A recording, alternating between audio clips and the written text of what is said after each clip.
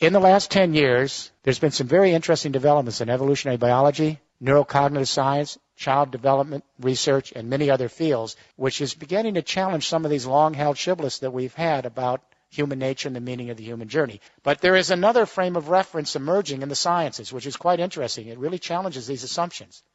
And with that, the institutions that we have created based on those assumptions, our educational institutions, our business practices, our governing institutions, etc.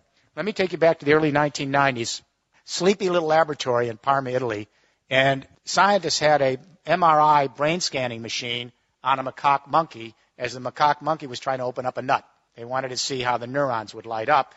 So the monkey's trying to open up the nut, the neurons light up, and just by serendipity, and this is how science sometimes happens, a human being walked into the laboratory, I don't know if it was by mistake, and he was hungry, he saw the nuts and opened up one of the nuts and tried to crack it open. The macaque monkey was totally shocked because who was this invader in his laboratory? And he didn't move. He just gazed at this human trying to open up the nut, just like he had done a few seconds earlier. And then the scientist looked on the MRI brain scanner. The same exact neurons were lighting up when he observed the human being opening the nut as when the monkey opened the nut. And the scientists had not a clue as to what this was. They thought the MRI machine had broken. They then began to put MRI brain scanning machines on other primates, especially chimpanzees with our big neocortex. Then they went to humans. And what they found over and over again is something called mirror neurons. And that is that we are apparently soft-wired, some of the primates, all humans. We suspect elephants. We're not sure about dolphins and dogs. We've just begun. But all humans are soft-wired with mirror neurons so that if I'm observing you, your anger, your frustration, your sense of rejection, your joy, whatever it is, and I can feel what you're doing, the same neurons will light up in me as if I'm having that experience myself. Now, this isn't all that unusual. We know if a spider goes up someone's arm and I'm observing it going up your arm, I'm going to get a creepy feeling.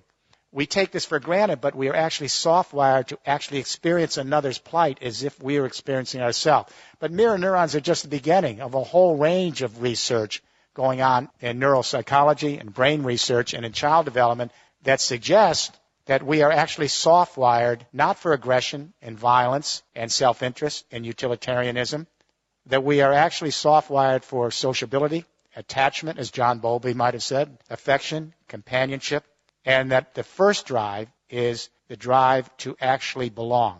It's an empathic drive.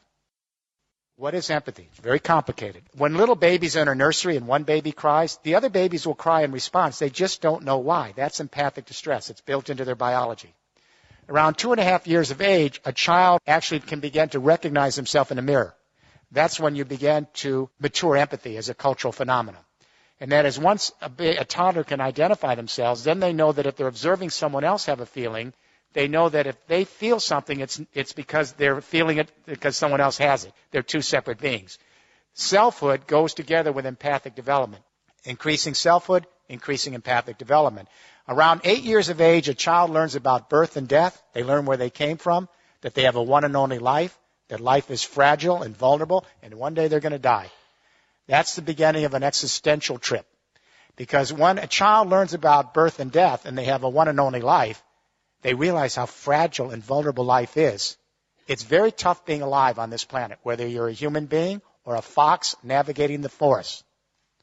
So when a child learns that life is vulnerable and fragile and that every moment is precious and that they have their own unique history, it allows the child then to experience another's plight in the same way. That other person or other being, could be another creature, has a one and only life. It's tough to be alive, and the odds are not always good. So if you think about the times that we've empathized with each other, our fellow creatures, it's always because we felt their struggle. We have the width of death and empathy and the celebration of life. And we show solidarity with our compassion. Empathy is the opposite of utopia. There is no empathy in heaven. I guarantee you, I'll tell you before you get there. There isn't any empathy in heaven because there's no mortality. There's no empathy in utopia because there is no suffering. Empathy is grounded in the acknowledgement of death and the celebration of life and rooting for each other to flourish and be. It's based on our frailties and our imperfections.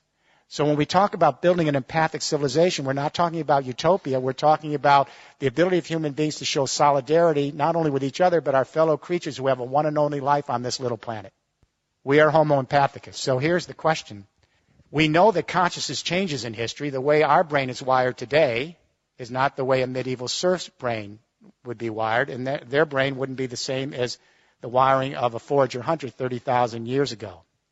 So the question I asked at the beginning of this study 6 years ago is, how does consciousness change in history? Because I wanted to imagine the following proposition. Is it possible that we human beings who are soft-wired for empathic distress, is it possible we could actually extend our empathy to the entire human race as an extended family, and to our fellow creatures as part of our evolutionary family, and to the biosphere as our common community? If it's possible to imagine that, then we may be able to save our species and save our planet. And when I say to you tonight, if it's impossible to even imagine that, I don't see how we're going to make it. Empathy is the invisible hand. Empathy is what allows us to stretch our sensibility with another so that we can cohere in larger social units. To empathize is to civilize. To civilize is to empathize. With forager hunter societies, communication only extended to the local tribe and shouting distance. Everyone over in the next mountain was the alien other. So empathy only extended to blood ties. When we went to the great hydraulic agricultural civilization, script allowed us to extend the central nervous system and to annihilate more time and space and bring more people together. And the differentiation of skills and the increasing selfhood not only led to theological consciousness, but empathy now extended to a new fiction. And that is, instead of just associating with one's blood ties, we detribalized and began association based on religious ties. So a new fiction, Jews start to see all other Jews as extended family and empathize with Jews. Christians start to see all other Christians as extended family and empathize with Christians. Muslims, the same. When we get to the 19th century, the Industrial Revolution, and we extend markets now to larger areas and create a fiction called the nation state.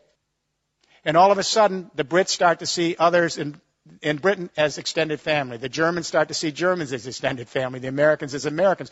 There was no such thing as Germany. There was no such thing as France. These are fictions. But they allow us to extend our family so that we can have loyalties and identities based on the new complex energy communication revolutions we have that annihilate time and space. But if we have gone from empathy in blood ties to empathy in religious associational ties, to empathy based on national identification, is it really a big stretch to imagine the new technologies allowing us to connect our empathy to the human race writ large in a single biosphere? On what reason would we stop here at the nation-state identity and only have ideological empathy or theological-based empathy or tribal-based blood tie empathy?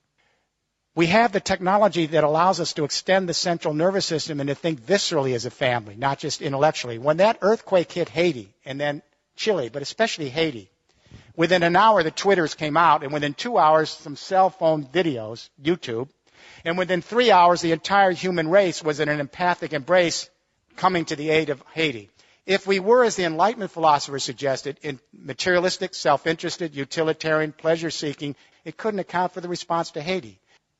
Apparently, 175,000 years ago in the Rift Valley of Africa, there were about 10,000 anatomically modern human beings walking the grasslands, our ancestors. The geneticists located one database woman. It's a database line. Apparently, her genes passed to everyone in this room tonight. The other ladies didn't make it. Gets even more strange. They located a single male. This is a database line for genetics. They call him the Y chromosome Adam. Apparently, a fairly potent guy. His genes passed to everyone in this room. So here's the news. 6.8 billion people at various stages of consciousness, theological, ideological, psychological, dramaturgical. We're all fighting with each other with different ideas about the world, and guess what? We all came from two people. The Bible got this one right. We could have come from many, but the point is we have to begin thinking as an extended family. We have to broaden our sense of identity. We don't lose the old identities of nationhood and our religious identities, and even our blood ties. But we extend our identity so we can think of the human race as our fellow sojourners and our other creatures here as part of our evolutionary family, and the biosphere as our community. We have to rethink the human narrative. If we are truly homo empathicus, then we need to bring out that core nature. Because if it doesn't come out and it's repressed by our parenting, our educational system, our business practice and government, the secondary drives come. The narcissism, the materialism, the violence, the aggression. If we can have a global debate, let it start here from the British Royal Society for the Arts, which apparently you're doing, to begin rethinking human nature, to bring out our empathic sociability so that we can rethink the institutions of society and prepare the groundwork for an empathic civilization.